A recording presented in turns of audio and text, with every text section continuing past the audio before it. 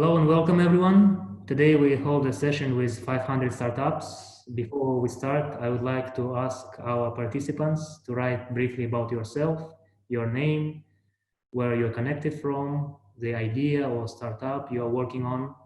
It will help us to understand better the audience and your preferences. So please type in the Q&A panel. We will start in a few minutes. So now you have a chance to introduce yourself.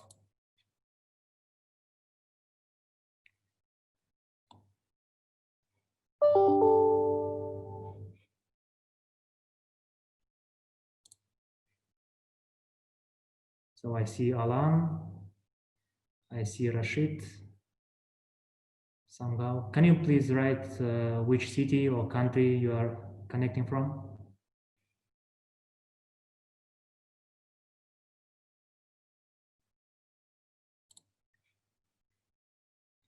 And also I would like to notify you that today's session is being recorded and later it will be uploaded on our Facebook page. It will last for 1 hour and consists of 2 parts.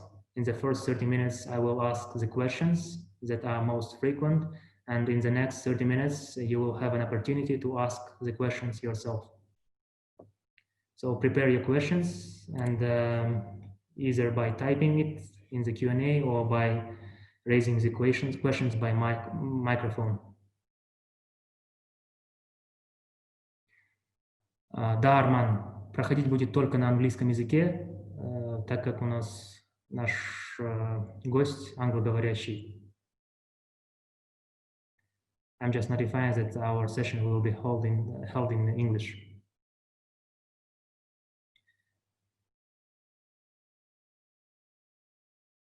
So, hi, Sairan. Hello, Alim. Tim, do you remember Alim from Most Incubator? Yeah, of course I do. I think I met the kid genius at Most. Yeah. Yeah, he sent me an email recently saying that he's shipping out his first sort of products. I'm his first paying customer. Cool.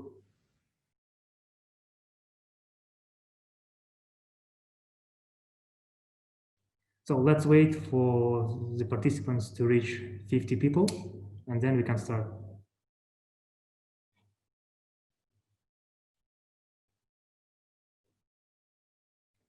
So far, 48.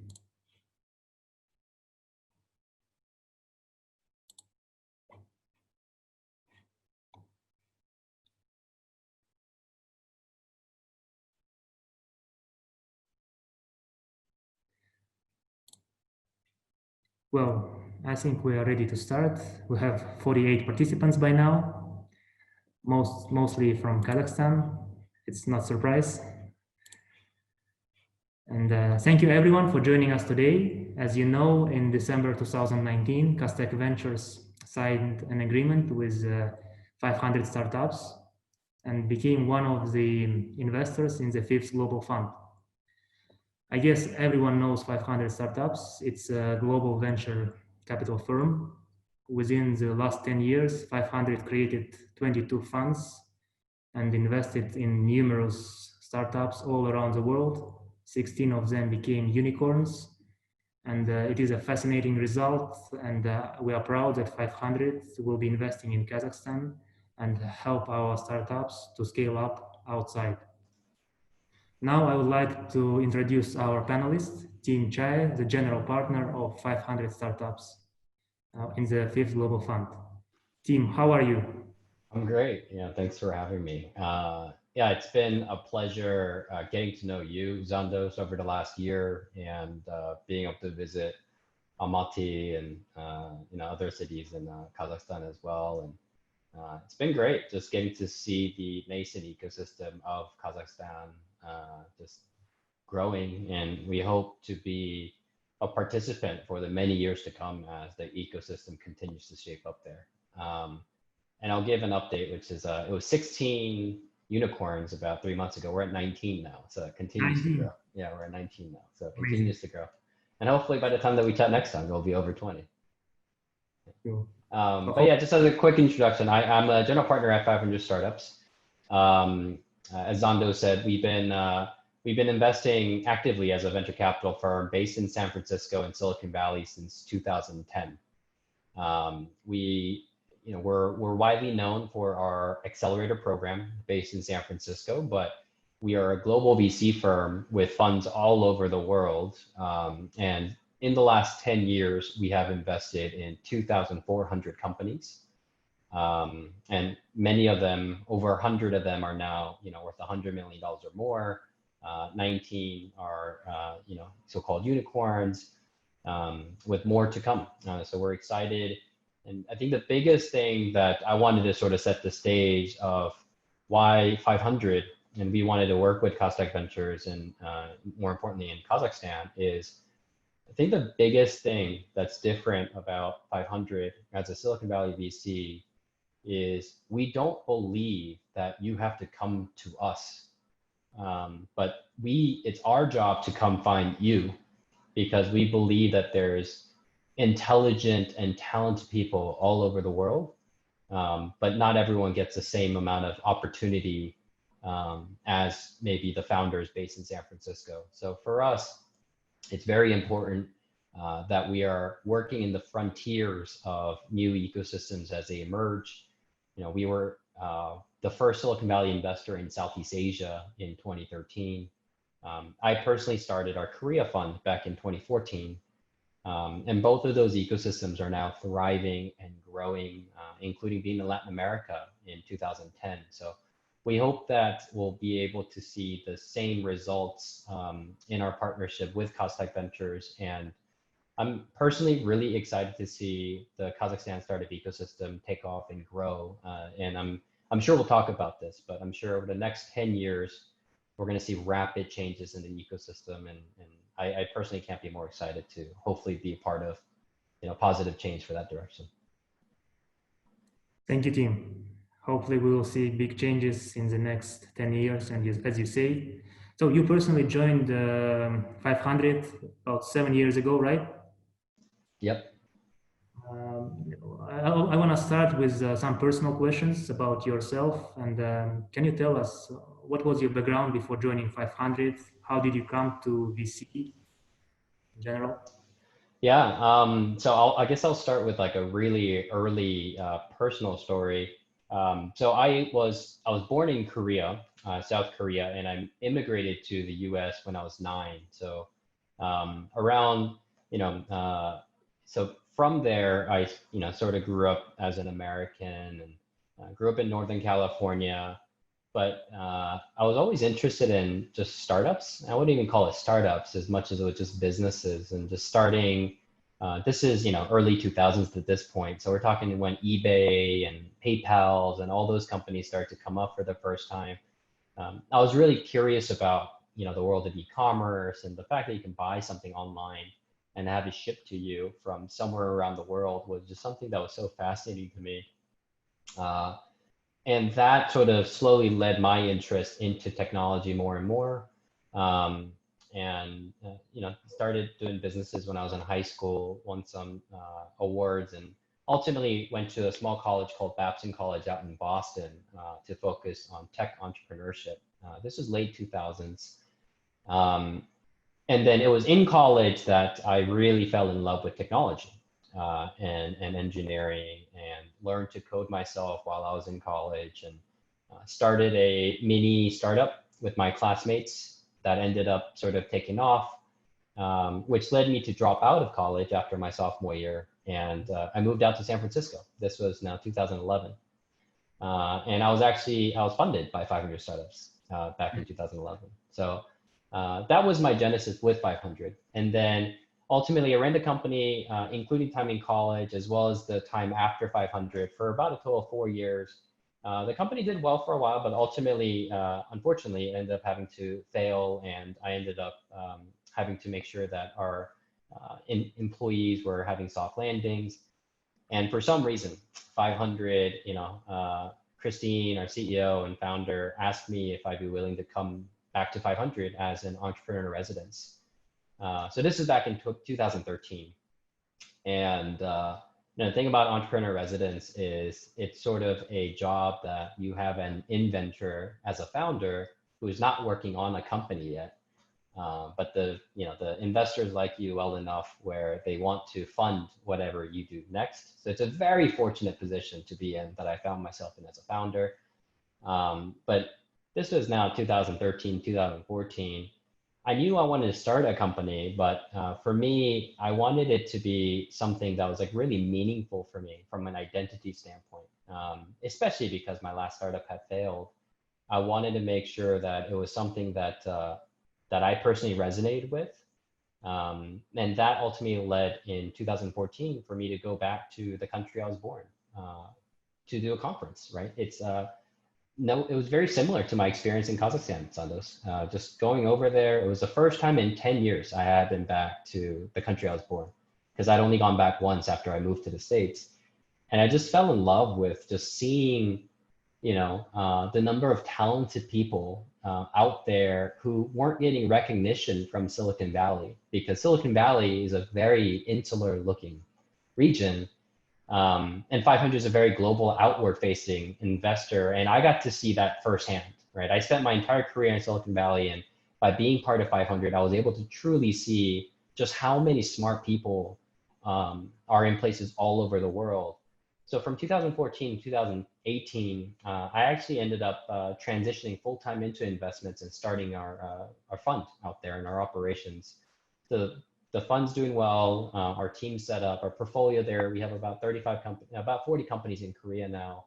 And then, early 2000, in January 2019, Christine, the CEO, the same person who asked me to join 500 in 2013, asked me to come join her at HQ to be managing the flagship funds going with her, which is our newest fund, Global Fund 5. So it was a promotion in a sense, but with this new role, I wanted to make sure that 500 continues to do its part in unlocking new regions. And Zandos, I think I mentioned this to you back in the day, which is, we have this internal project of paint the map. We still have world maps where we're not active in. And for as long as I'm at 500, I want to make sure that every single region, every single person, every single talent in the world they know about 500 and that we're willing to go and find them. And then that story, we met, I think in springtime, summertime last year. So yeah, that's how I ended up at 500, and that's how I ended up on this call with everyone on the call today, Kazakhstan. So you mentioned that this map, and how many ticks do you have on this map? How many countries you invested in? We've invested in startups in over 74 countries today. So we're in every single continent in the world with the exception of Antarctica, which I don't think we'll ever invest in Antarctica, but we do have missing regions, Central Asia being one, right? So we want to make sure that we're able to paint the remaining regions. So hopefully this year or next year, you will have an investment in Kazakhstan and have one more tick. Yeah, it'll be this year for sure. Yeah, it'll be this year. Yeah. 25th country on your map. Yes, yes. As soon as possible. So thank you, Tim, for this brief introduction of yourself. It's an amazing path that you did.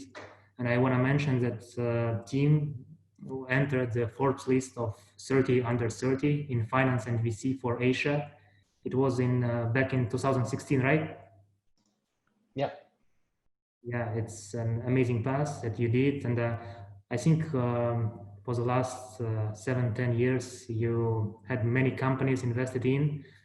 Can you tell us what was the investment that you are proud the most so far, and why is it so important for you? I think my best one's always my next one. That's how I think about it. But so far, I think the most memorable investment that I've made that's also doing really well is a company called Spoon. They are a online radio for Gen Zs. So basically for teenagers, it's live broadcasting, but audio only, and it's got extreme high engagement. They are currently valued at about $300 million and likely will be surpassing the $1 billion mark soon.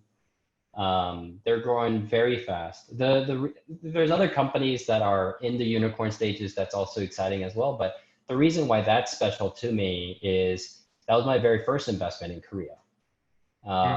So it's meaningful for me because it was a company that I scouted while I was in Korea during my first trip out there. I had invited them back to our San Francisco accelerator, and I remember spending, honestly, like, up until 2 to 3 a.m. in the office working with them, just because I was so excited. I don't think you're going to find a lot of VCs that work with their portfolio founders until 3 a.m. But yeah, it was fun for me. And they had a lot of hardships along the way, just like every startup does. No matter how successful you are as a company, you're always going to have really hard times. And just being able to see them get past that and win it to get to where they are today. And it just makes it even more meaningful that the founders are so good people, just excellent, just human beings that I'm proud to call friends, but also just business partners. That's probably the one that I'm most proud of. So it was your first investment in South Korea. So Yeah. The first one is the most special one, right? Yes, always. Yeah, you always remember your first one, right? Yeah. In every area. Yes, exactly. Yeah. So hopefully the first investment in Kazakhstan will be the special one for you, and in 5-10 years you'll be proud of it as well. I'm My sure next it will question. be. Yeah. Yeah, thank you, Tim. My next question is about the current situation with COVID-19. How has it affected your fund's investment strategy? Have your team changed the investment approach? How big is the change in this regard? Yeah, it's a great question. For us, I think the beauty of venture capital based in the US, which is what we are, it allows us to think and work on a very long-term trajectory. So for us, when we're making investments in 2020, we're not making investments in where we think the opportunity is today, but where we think the world of 2025, the world of 2030 will look like. So nothing's really changed in terms of the pace of investments or how we make investments. There are maybe slight changes in terms of understanding that the global fundraising climate for a lot of the companies are probably a little bit harder now, just everywhere. So we're probably more cautious about making sure we invest in companies with revenue that are actual businesses. But that's, I say the same thing to non-US audiences, and a lot of non-US based founders get surprised that there's companies that get funded without revenue. So it's a very US centric thing, right? Or a China centric thing. So, most of the companies that I met in Kazakhstan certainly had revenue. So we're looking at companies on a revenue standpoint, but in terms of, where the changes were, I would say we've been taking a long, hard look at the types of sectors that we look at. I think what coronavirus has done is, it's really how I think about it. It's from an investment standpoint, it's really accelerated the future development, meaning there were things that were already in motion with how the future is evolving. And I'll give you an example where e-commerce from 2009 to 2019, right? I think you guys have probably seen the pictures.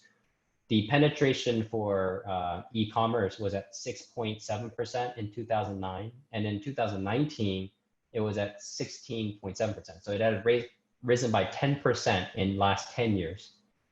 Since COVID, in the last 8 weeks, it's jumped from 16% to 27%.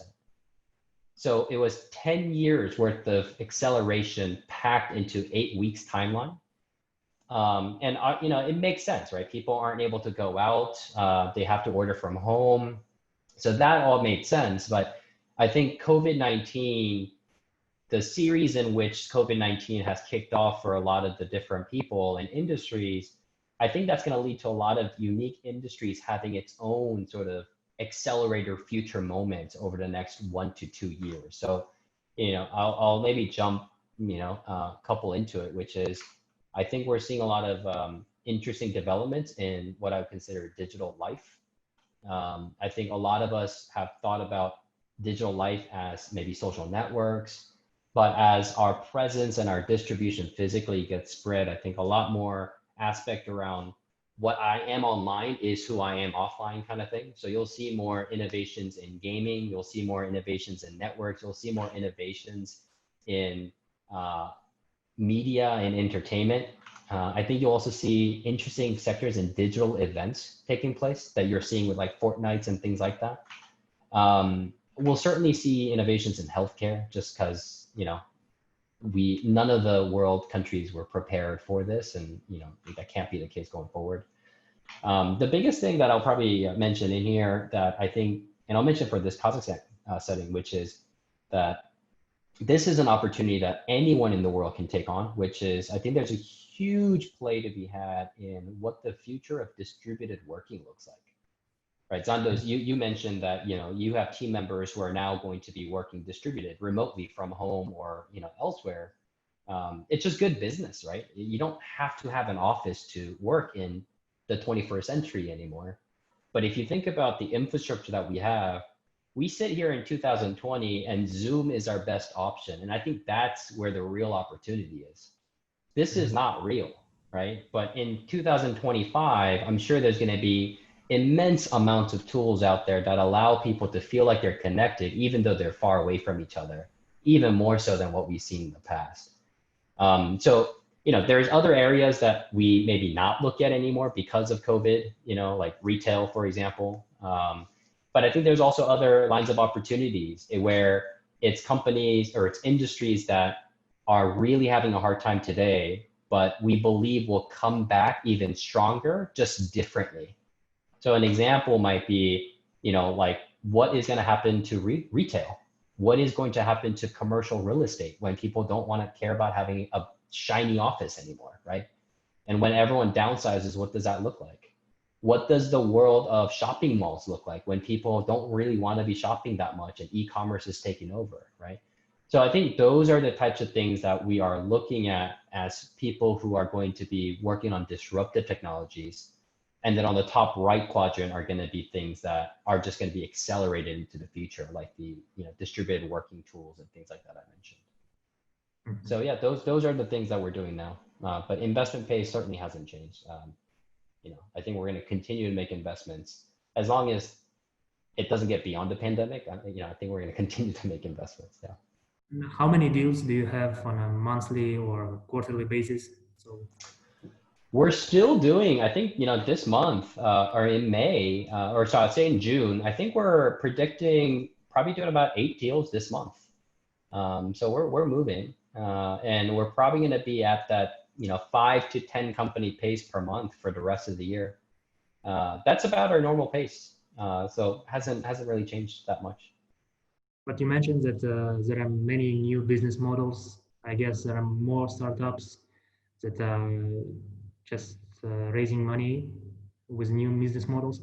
And I think there is more pressure on your side, more companies applying to you.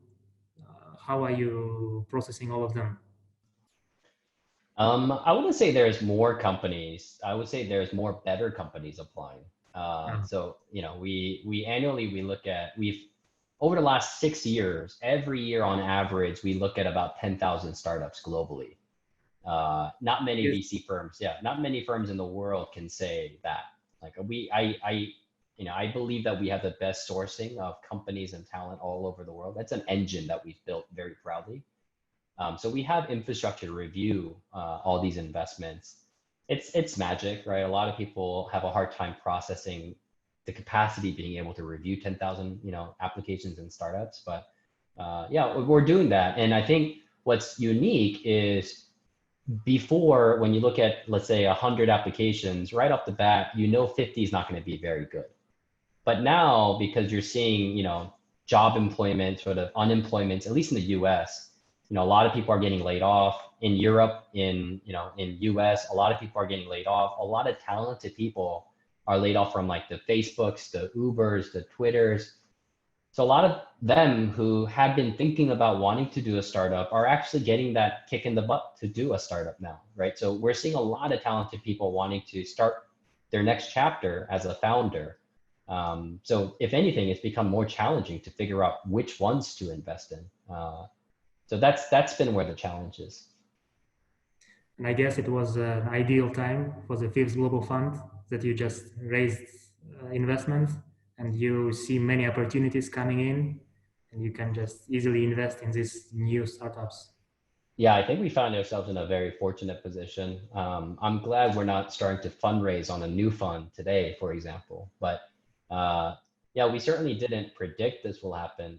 And so we find ourselves in a very fortunate position. And I think it will serve everyone well. I think, you know, within about a year or so, a lot of founders will realize that there's a lot of really helpful venture capital firms with capital to deploy into startups, because 2018, 2019 were record level VC funding in terms of LP investments. So the same firms that raised money in 2018, 2019 still have funds left to deploy into their new startups.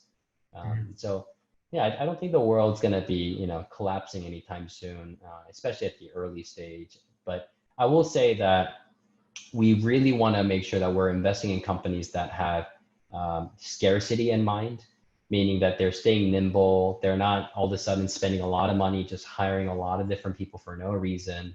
I think because of the uncertainties of the future, it's more important than ever to be prudent about staying efficiently with their capital and managing their burn, and trying to collect from the best sorts of, you know, funding that you can have as a startup, which is your customers, right? And building your business that way. So I think minor changes, but, you know, overall best companies will get funded. You mentioned that you have invested, I mean, 500 startups invested in 74 countries, in startups in 74 countries. So your team has a huge experience and expertise in different countries. Can you share with us your evaluation of Kazakhstan's ecosystem? What is different here from other ecosystems, and what is common? I'll start with the strength. And by no means am I an expert in Kazakhstan. And I think through events like this and working with you on those, I'm just trying to learn and be a student of what we can be plugged into, right? Yeah. So many projects so far. Yeah, we just, you know, what we want to do at 500, we want to analyze any markets that we enter and just try to figure out where we can plug in best to really help the ecosystem go to the next level, because there's a lot of different things that we can bring to the table. We want to make sure we bring the right ones without having to reinvent the wheel for the ecosystem. So in terms of Kazakhstan, I think the strength, which I'll start with, is because of the historical sort of the history of the region. I think there's a lot of technological talent, and there's a lot of magnet or affinity towards engineering. So meaning the smartest of the young founders and smartest of the young people and students tend to gravitate towards sort of the economy, or sort of the technological, sort of the engineering routes. I don't know if that's the top routes or not, but it seems like there's a big sort of flow of talent into you know, engineering, which obviously plays right into the hands of technology and the sectors that we invest in. So I think that's great. I think in terms of the ability, and then the other things that I'll say is positive before I sort of go into areas for improvement and probably the challenges that Kazakhstan will have over the next 5 years, is I think there's a lot of industrial strength, which are set up for the future. I would say, obviously, the mining stuff, you know, we can sort of think about that as like the old era, but things like agriculture, right? Agriculture is going to be having to go through its new level of renaissance globally. And Kazakhstan comes from a rich background and history of agriculture-led sort of, you know, lands, right? So I think there's a lot of potential to combine those two areas of, you know, historic just advantage over the rest of the world, and being able to connect that for the new world. So those, I think those are two maybe off the top advantages that I've seen. And I'm not comparing it to the region of Central Asia or CIS even. I'm actually comparing it to the world, right? Because I think the region, Kazakhstan is very good in the region, you know, for Central Asia. But in terms of where the challenges are, I think where Kazakhstan can potentially you know, likely see of challenges where they'll have to go through is one, it's the same thing. When a startup is nascent, there's a series of development challenges that you have, which is the first generation of startups usually are clones. So what are the good big startups happening in Russia? What are the big good startups happening in US, Europe? And then local founders try to figure that out for the local market. That's fine to develop the first generation of founders, but they never, ever build something meaningful from a large standpoint. When you're talking about regions like Southeast Asia, you can have clones because the region serves 700 people. So it's a large economy, whereas Central Asia, you're talking about 70, 80 million people in population, right? So I think that's the challenge. If the clone itself is a little too small, and then the next generation is how do you think about the local application, the local opportunities? And I think that's where I saw, at least the companies that I saw when I was in Kazakhstan, I saw a lot of the companies localizing for the local solutions and problems. Now, the generation after this is how do we take the talent of Kazakhstan and think about approaching it from a global solution standpoint? And I think that transition from phase 2 into phase 3, that's going to be the work of Kazakhstan for the next 5 to 10 years.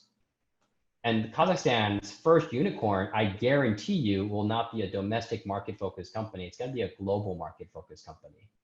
Yeah, of course. So that's the challenge that we have to look at, because to operate at a global scale and compete with global startups is a whole new game than competing with local founders, with local resources. Things like English acumen actually comes huge into this. Chinese founders can't even crack the global markets because of the English requirement, right? So I think, unfortunately, that's still the case, where English still is the language of the global language. So there's aspects like that where it helps to have that global sort of education, and being able to tap into that growth mindset, which is really hard to have by reading books or things like that. I think you have to experience it for yourself. Of the beauty of Silicon Valley, for example, is that next door you have a competitor who is more funded than you are, and you have to do everything you can to beat that person. But when you're in other regions, the competition doesn't exist. You're a big fish in a small pond. So that growth mentality maybe seizes too early before you can get big enough to really take hold. So I think that cultural, philosophical, sort of that experience of that density of that sort of magic of wanting to always grow is something that is the case for any growing startup ecosystem. But once you start to have first groups of founders, right, who are succeeding and willing to pay it forward to the next generation of founders, that tends to accelerate that scale quite a bit. So, I don't know if Ramil is on this call, but I'll give a shout out to Ramil at Choco Family, right? I think that's a great example of a founder who started as a first generation founder of the local ecosystem and has done a great job of instilling a growth culture in its employees, as well as funding his alumni and a little like PayPal mafia group, that's coming out from the region, starting new companies. So, imagine if Kazakhstan had 5 Choco families. How fast do you think your ecosystem will grow, right? So I think that's the challenge, and it's about how do we get to that first 5 Choco families? How do we get to that first 10? So that we can have a global founder who can come out and really take that next third stage. And hopefully we can start helping with that process now. Yeah, sure. Thank you, Tim. And let's go into specific questions. So you already started a review process of our local startups. You've seen plenty of projects. Can you please identify the key criteria that startups should meet in order to attract your investments? And can you briefly describe the review process of 500 startups? Yeah, I'll start with the review process first. So it's pretty simple. It's more complex on the day-to-day standpoint, but it's very simple, which is if you go to 500.co/apply, or I believe QazTech, you guys are working on an application that you're collecting for 500. Either of those channels work. We chat with QazTech regularly in terms of the companies that we want to review for Kazakhstan. So just apply, right? Fill in. It's a pretty in-depth application. We intentionally made the application a bit onerous because if it's just as simple as one click, we get a lot of bad applications. So go through the application, spend time filling it in, and then as soon as that's in the queue, it's submitted, one of our investment team members already starts reviewing it. And if there's interest from that, then they sort of meet with you, set up a call. Now, this could be an associate, this could be a partner. It doesn't matter the seniority. One of them will reach out if it's interesting enough, and then get on a call. And given that for international companies, maybe we're not based like Kazakhstan, we'll have a Zoom call and get to know you, just understand your business more than what your pitch deck says, and just get to know you, the person. I think more than any other firm that the founders in this call will meet is that because we like to be the first investors in your companies, we probably spend more time thinking about who you are as a person than what the company is. Because the company and the product and the market, those are all living, breathing things that change all the time in the road to success. But you, the founder, that's the common denominator that won't change. So we have to feel extremely comfortable about who you are as founders. So we want to make sure we're able to get a good sense for that over maybe 1, 2, maybe 3 calls over a period of 3 weeks or so, going back and forth. And then ultimately from there, right, we can meet a company, you can submit an application, and we've gotten investments funded in 2 weeks from an application that we've never met with in the past. Now that's an extreme case, but most of our companies that we end up investing in, it's about 1 to 2 months between the founder submitting the application to us actually investing in it. Now, in terms of what kind of companies we like to invest in, I think it's different. So I'll talk specifically for what I would love to see in Kazakhstan. Specifically in Kazakhstan, because it's going to be the first group of companies that we invest in Kazakhstan, I think we really want to be able to aid companies, help companies who are going to be, who are approaching a global problem with a global solution. So being very frank, I want to be able to work with founders that understand how that global market works. And I think that's going to be the areas in which we can provide the most amount of help. How do you, should they have some previous experience in global markets? If they do, that's great. But I've also met some of the best founders, like the Spoon founder that I mentioned, for example. He never worked globally. So I don't think it's one or the other. It's just more about the mindset that you have. Because I've also met founders in other regions who grew up abroad or grew up in the States, went to college in the States, but they don't have a global mindset. It's very limited mindset. I think it's a mindset thing where we want to work with founders that really think about the customer base being global, like the world, the globe that we know. So, and to do that, we need to make sure that there's skill sets there, which is their English acumen. And unfortunately, none of us on the team, our associate speaks Russian, but all the senior partners don't. So we want to make sure that we're able to convey with you and get to know about what you're working on coherently.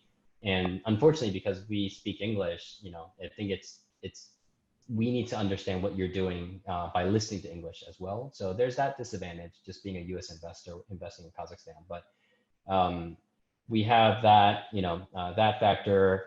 Want to make sure that the problem is large enough, right? I think that's really the biggest thing, honestly, Zandos. It's, do we believe in you, the founder, is hungry enough and has the skill set to be able to address a certain problem that's global?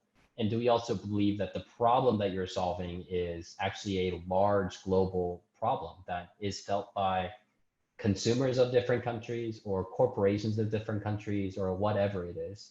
Just to give you a rough sense, right? And I remember saying this with Korean founders when I first went out there, is we don't want to invest in companies that we don't believe. If we believe that the companies have no shot at making, potentially $100 million or more in annual revenues, we won't even consider it because you're going to end up spending the same amount of time working on a really exciting problem that from a venture fund standpoint won't mean much for us. So I think that's the challenge. If that doesn't mean you're not a good startup, it just means it doesn't fit with the venture fund math, which we have to do as venture fund investors. So we want to make sure that the size of your market is something that we believe you can potentially make $100 million a year in terms of revenues, potentially more, right? In the US, we want to, in Korea as well, we want to make sure that these companies we invest in could potentially do $1 billion in revenue. So the sizing of that is really, really, really important. So I want to emphasize for our participants that there are several criteria. One of them is English-speaking team. Second one is you should have a potential market of at least 100 million US dollars, right? And also your idea, your project should have a global perspective in order to scale up in different markets, not only in the CIS, but preferably in more global markets.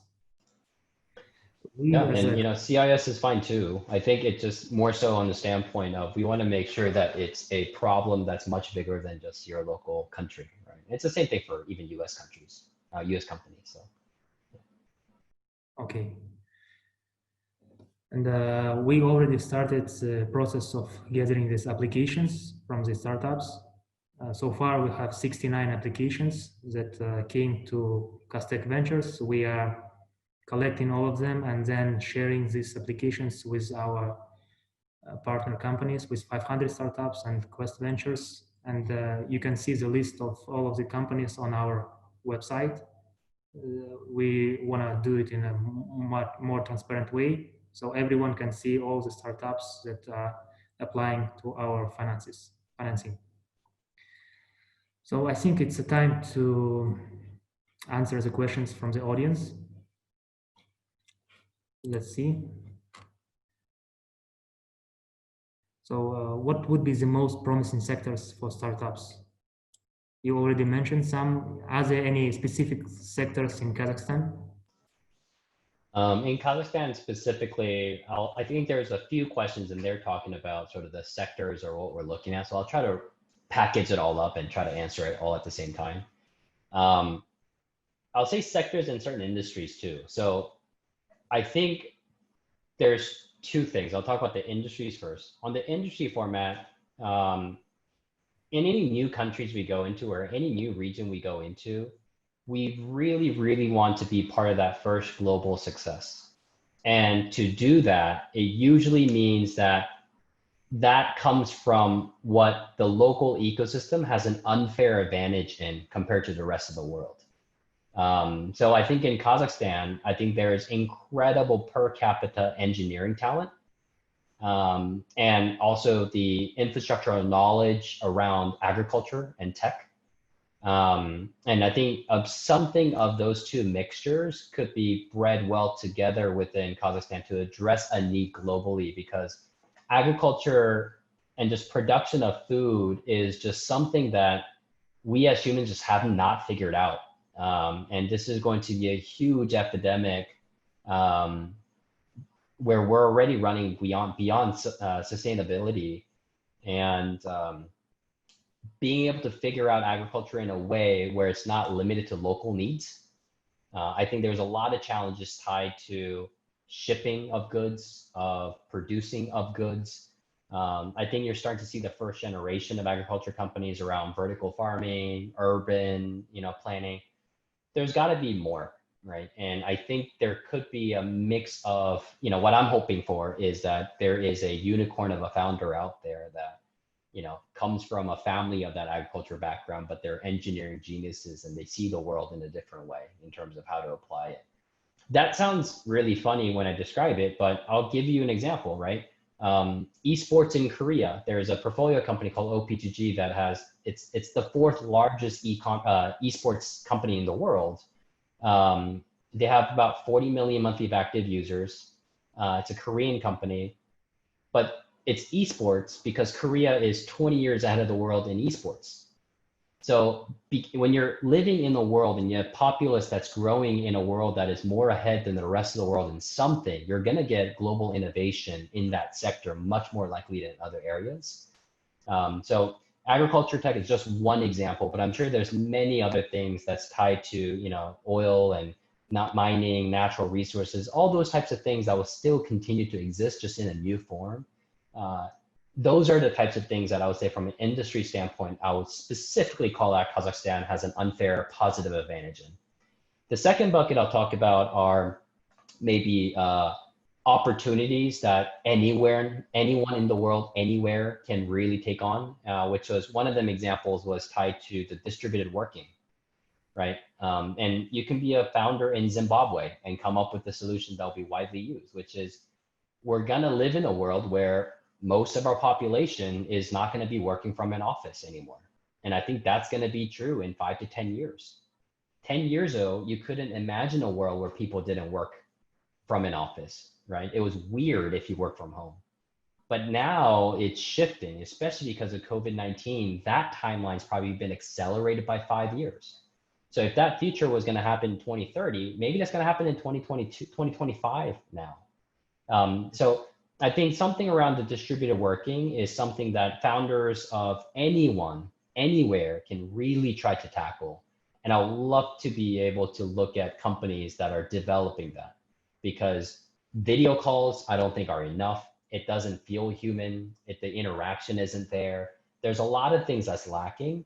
And when you're working alongside colleagues, the fact that you have to call someone, get on the schedule to call, I think that's also broken as well, right? So I think there's going to be a lot of opportunities for someone to crack the nut on what platform can we have to allow people to really feel connected when they're working together. And that solution is going to be great because it's not only going to be used for work, but I guarantee you it'll be used for friends and personal life and schools as well. So I'm obsessed about finding, some kind of a solution in that space. And maybe a Kazakhstan founder could take on that opportunity. The third bucket, what I would like to look for, and I think this is more of a personal wish. I mean, we don't have to do this, but a personal wish, and Zandos, I talked to you about this, which is, I think there's incredible talent around engineering in Kazakhstan that is ripe for tapping. And there's also a tremendous amount of engineering shortage of technology and other startup ecosystems in the world. And we know this because we have 2,400 portfolio companies, and almost 50% of the questions for help that we get from our portfolio founders is, hey, can you help us find more engineers? Hey, we just need engineering help, right? And because we work with early stage founders, I'm not interested in necessarily having an HR firm where people are being placed, or a recruiter that's placing employees into firms. That could be possible, but what I'm really hoping to do is I would love to find a really talented founder with global product management background who can sort of bring in and share a vision around what she or he believes the future of modern 2020 based sort of tech outsource firm might look like. Now, it's not even going to be outsourced because that's like a very 1990s term, but something like that is, can we tap into the high per capita ratio of engineers here in Kazakhstan and make that available as an additive to startups globally through just contract work? And maybe you can even get into equities as well, right? Where you can take equity from startups that they work with, and just becomes like a private equities, like a holdings in a way, a little like venture fund, but with no cash, but with working capital. And I would love to work closely with something like that, because if you're a founder that's interested in doing that, please reach out to Zandos, please reach out to me, because I want to go through your resumes and try to figure out who the best CEO is going to be for that space. I'll fund you to get that started, because we have probably, more than 1,000 companies that probably could become your customers in our own portfolio.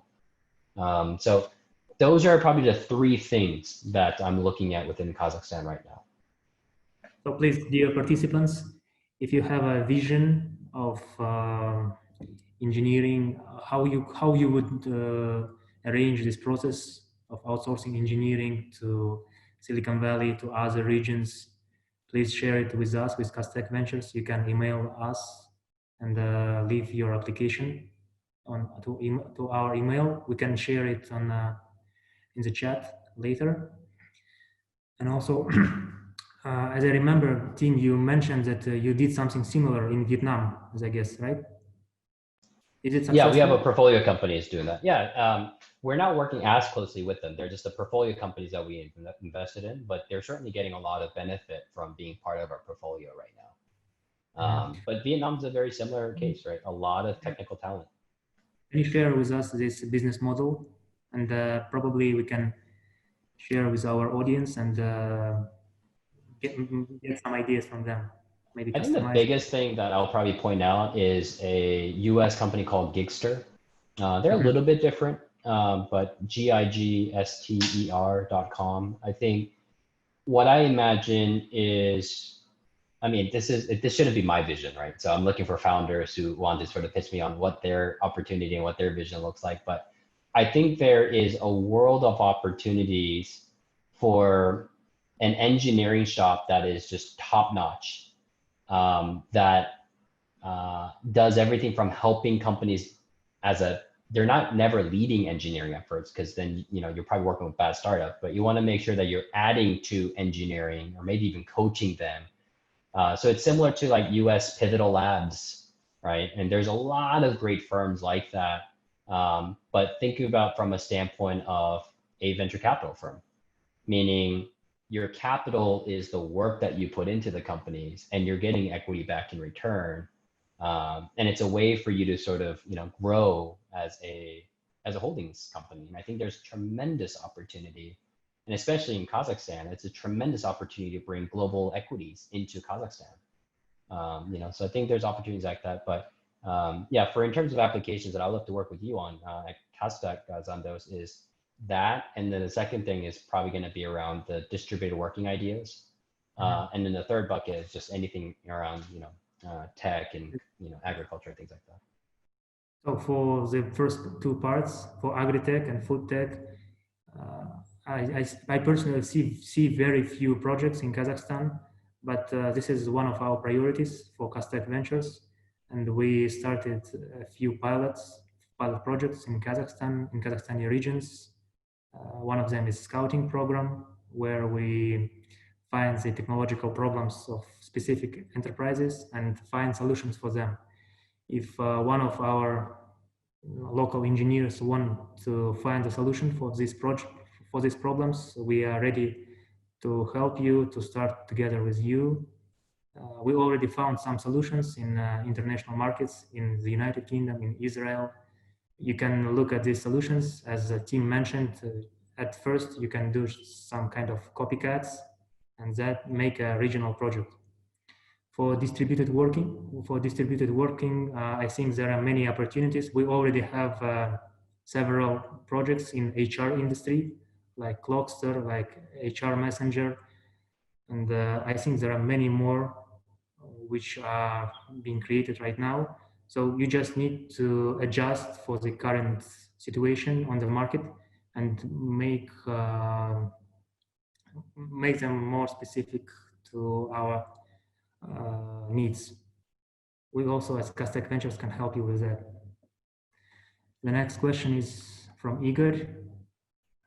He asked whether this webinar will be available after. As I said at the beginning, it is being recorded and it will be uploaded within 24 hours on our Facebook page. The next question is from Timur. He asks about the company, about the review process, the requirements for the projects, how to attract investments. I think we covered most of these projects. Next question is from Nurlan.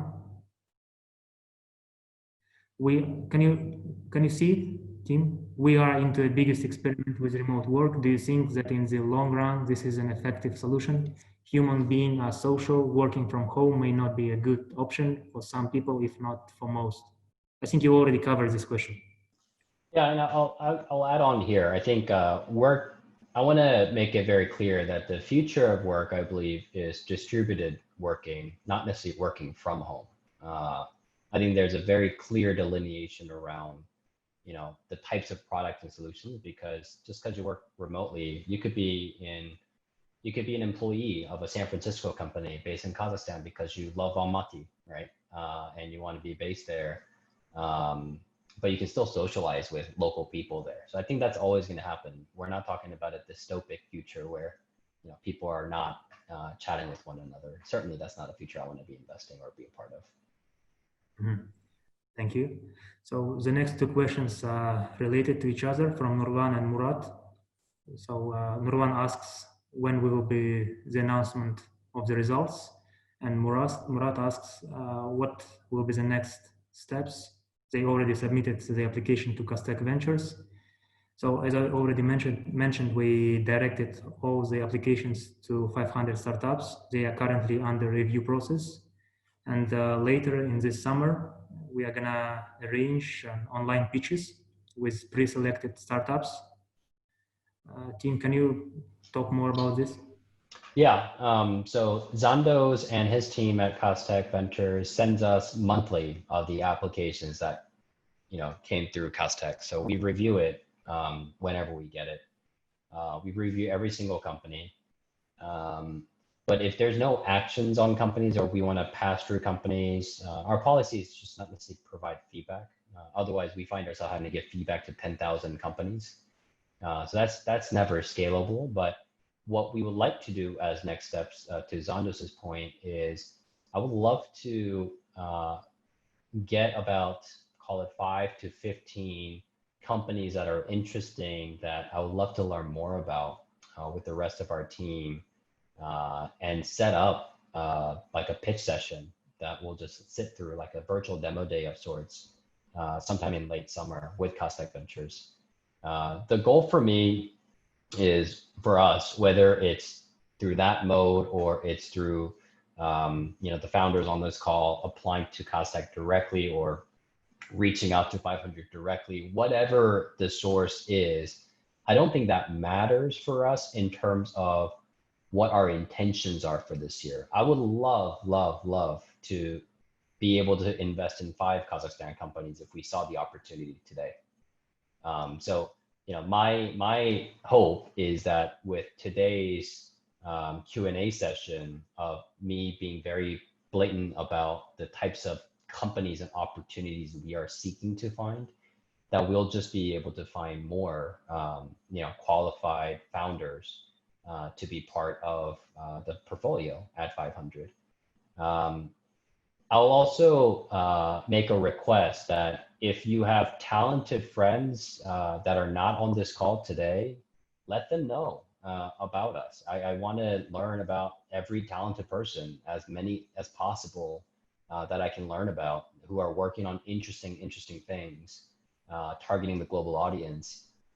Because for us, our average acceptance rate into the US-based accelerator is like 1.2%. So it's highly selective. So the more companies that we see, it's going to be better for us to be able to get a sense. And I would love to be able to just see more companies from Kazakhstan. Thank you. So to summarize, 500 startups reviews all the projects that we send them, and if they don't provide you feedback, please don't give up. You can provide the next idea, and in the next coming months, we will start online pitches with 500 startups, and just wait a little bit. Yeah, and I'll also put one moment of hope there too, which is the average company that we end up accepting for an investment has applied a little over 2 times before we accept it, because we just see a lot of applications, and we like to see progress in the companies that we're seeing. So the same companies, we like for you to not apply with a different idea. We want you to have launched a company, launched a product, and there's some growth in the customers coming through. So keep working at it and show progress, and hopefully we'll find a time where it makes sense for us to be involved in what you're working on. Okay. Next question is from Murat. He's asking about operating in Russia. Does it cause potentially any problems with getting financing from VC funds in US? So most of the startups in Kazakhstan, they are planning to extend to CIS region and especially to Russian market. So if they provide some operations in Russia, does it make any restriction for your investments? No, not necessarily. I mean, we have companies that have operations in Russia, so no. The only things that would be restricting is if any of your partners or anyone is on the sanctions list or anything like that. I mean, we do a background check on every one of our founders that we work in. So, and we're obviously following the governing bodies of the world.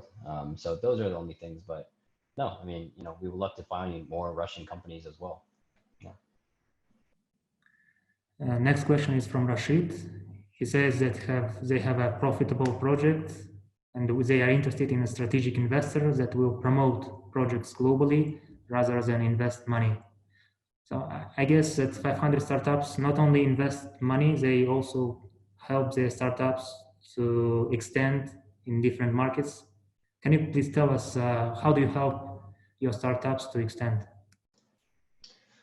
Yeah, I mean, there's a few things. I think it's different for every company that we work with, but generally, if you're a foreign-based founder, you've never come to Silicon Valley, then there's just Silicon Valley 101s around everything from as small as email etiquettes of how to write emails for Silicon Valley, business, to hiring people to think about how to do customer acquisitions on US channels correctly and compete and get your customer acquisition costs down to competitive levels. Giving basic stuff around what to do in a pitch session to other investors. Or it could get, as in depth as helping you set up different entities or getting you connected to legal resources for you to be able to really truly figure out how to sort of set up different entities. But, or sometimes in different worlds, like we're connected with, ministers and, government folks from all over the world. So sometimes we literally hold our founders' hands and introduce them to the right folks in those countries, leaders of those countries, to help get things going. But I'll answer this question in a different way. What's different about venture capital in the US is I really don't care if you're profitable or not. And I really don't care what you're making in terms of revenue today, because when I'm investing today, I'm not investing what you've done today. I'm investing in what I believe you can do going forward. So, there's great companies that make $5 million a year in profit. I'll never invest in a company like that because that's not a venture scale business. We need to see companies that have a potential to do $100 million or $1 billion in revenue. So, yeah, I mean, we invest in companies that don't need our money all the time. In fact, most of our best companies don't need us in terms of money, but they choose to work with us because of the globalization aspect, sometimes because of the brand, or whatever it is. So hopefully there's going to be various ways that, that you find fitting working with 500, but whether you're profitable or not is not necessarily, something that we look at positively or negatively. So I want to make that point clear.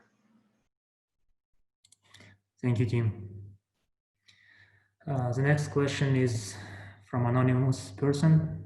Do you invest in alternative energy or in energy efficiency projects? Do you have any sustainable projects in your portfolio? Yeah, we do. It's an area we like to do more in. I wish we had a larger portfolio in that. I think that's certainly one of the large new frontiers of where the world needs. So yeah, happy to look at it. And we'd have to, because I'm not an expert in the space at all, but we do have experts who are close to us that we definitely be sharing this with and trying to get their take before we made an investment decision. Okay. Next question is from Ilfat. What do you think about cryptocurrency market? Is it still attractive for investments? I think it depends what you're talking about. I think if you're talking about just the world of distributed tech, then yes, I think the concept of ledgers, public ledgers, I think it's something that still really hasn't truly found its product market fit with where it could really, really go. It's great to see governments, by the way, like Kazakhstan, who are trying to implement blockchain technologies into their government affairs. I think those things are stellar, but we have to figure out where the application of the technology of blockchain itself goes. Now, if you're talking about like ICOs, no, like we don't invest, in those things. But certainly, just like I think in 2020, the way that we think about cryptocurrency is just any other infrastructure technology. It's just an infrastructure technology that you could be building on. So then the questions that we'll ask is, how does this get implemented in, the actual market? Who's going to be using it? It's no different. So we don't really make the distinguishment, at least on the types of companies in cryptocurrency that we would be making. We don't make the distinguish on whether you're cryptocurrency or not. Sometimes the protocol of cryptocurrency and the blockchain, the public ledgers, are the solutions you need to build things, and thus you use cryptocurrency. But if it's something around ICOs or, just short-term focused things, then no, we wouldn't be investing in those or even consider it. Okay, thank you. Next fresh question is from Aidar. He asks about AI solutions in medical industry. They are in trends now. What do you think about diet trackers? Is this market saturated, and how to compete with big companies? I think this is another like overloaded question, so I'll try to maybe sidestep it a little bit. I would say a lot of amazing startups started out in markets that would consider saturated by some people. Like, so if you believe that there's an opportunity in a quote unquote saturated space because you see a unique opportunity from a unique perspective that you have, and you have a unique skill set that allows you to really make that into, reality, go for it.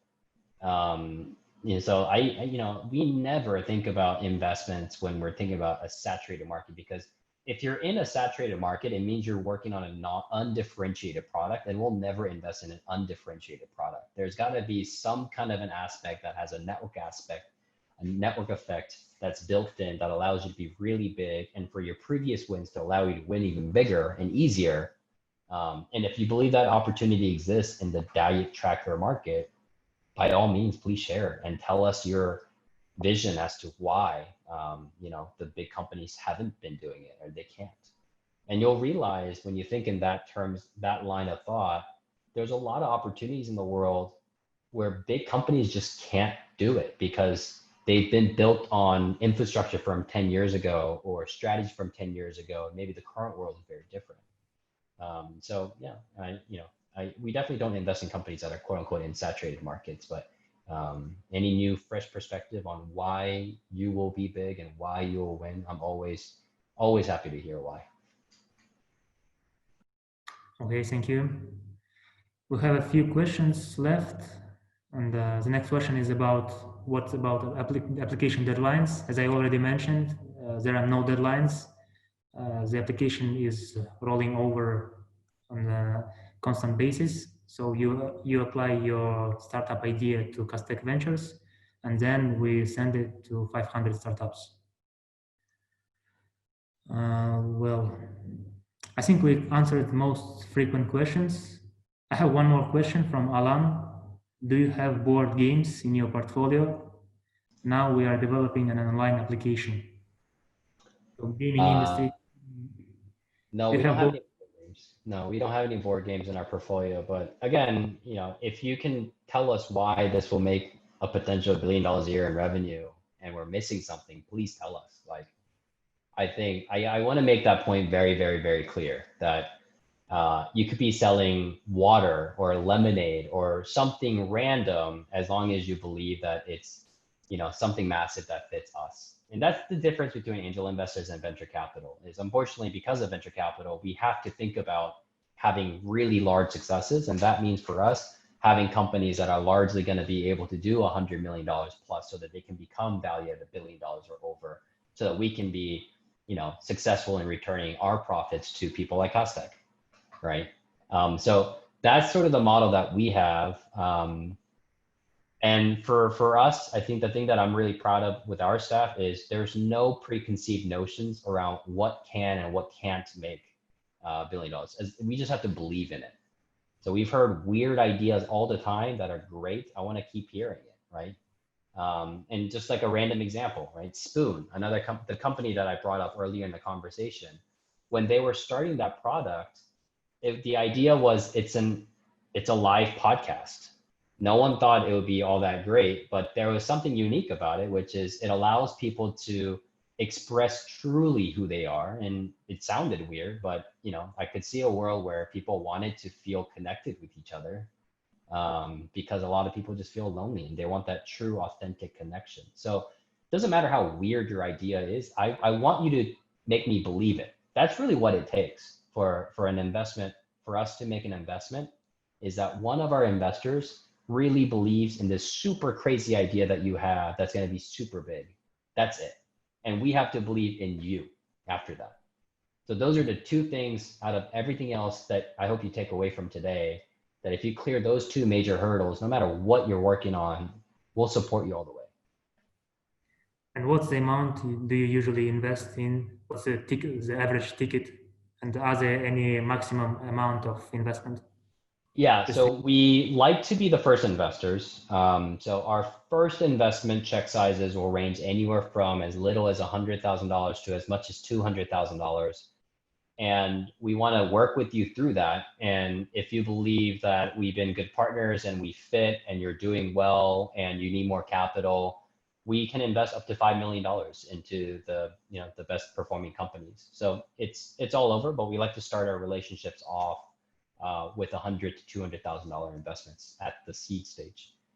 If you have other investors, that's fine, but generally we want to be, at the early stage at least, we want to be the loudest investors in the room, just because we have a very clear idea of how we want to work with the companies at this super, super early stage. And we would like for other investors to not crowd that table and get potentially founders distracted on what they should be focused on, especially if it's in regions that are less developed and they're focused on the global market, for example, where we really truly do want to make sure that we're controlling everything and working with you from the start. Okay, thank you, Tim. And one last question, I think, and then we will finalize. So from the question from Dulat, what do you think about future of education and especially VR? I think education is ripe for disruption. Classroom settings are broken. I think there are many different ways to be much more effective in getting people to learn. So I think that I'll say about the education. I don't know how it's going to happen, but there's going to be something that allows people to just learn better, faster, quicker, cheaper, whatever it is. In terms of VR, and maybe the question was related to what education and VR is. I think VR is in very elementary forms in terms of what the finalized medium of delivery of what VR is going to be at mass scale. It's not going to be the headsets and everything that we have today. It's going to be something a little bit more sophisticated, similar maybe experiences, but much more accessible, much more readily there, and hopefully even a seamless sort of experience. I do think the future of the world of this sort of alternative reality is going to be a mixed reality where you can choose to become AR or VR. But I think the mode of delivery that we think about VR today is in its highly elementary forms. And I hope to see much more evolution coming into that sector over the next 10 years. I think there's very clear hurdles of why VR hasn't been able to take shape into what it is. It's tied to display technology as well as sort of data capabilities. I think 5G has finally cracked the need for what VR is able to require for VR, but the display technology, I think, is far behind. So there's been a lot of companies that try to do display laser so that it's pixel-less. I don't know what the answer is, but I know that the final form of delivery is going to be something that's a little bit more sophisticated than what we're used to seeing today. But VR, I mean, I think there's amazing things when you pair VR and AR, VR and education today that I think there's tremendous potential even in today's mode of VR, delivery of VR, that potentially could unlock interesting sectors within education as well. Thank you, Tim. I think it's time. We initially planned to hold this session for 60 minutes. Now we are holding it for almost 1 hour and 15 minutes. So thank you everyone for joining us today. I believe we covered the most of questions, and if you have more questions, please, you can email me directly. I provided my personal email in the general chat. So please write to me with ideas, with the questions. I would like to thank 500 Startups and Tim personally for this session. And one more announcement. Later in the summer, we are going to hold online pitches with the funds. So please follow us on Facebook, and thank you, everyone. Thank you, Zondos. Good to see you again. Looking forward to see you guys on Thursday, and hoping to be able to meet some of your pitches and see some of your pitches in the next couple of months. So looking forward to it, and really, I'm excited to be able to do my first investment on the region for 500 in the coming months, and hopefully we can get this done in the next. Before the end of the year. I think that'll be a nice milestone for us to have. I certainly want to work with our first companies there very, very soon. Okay. Thank you, everyone. Have a good day. Bye.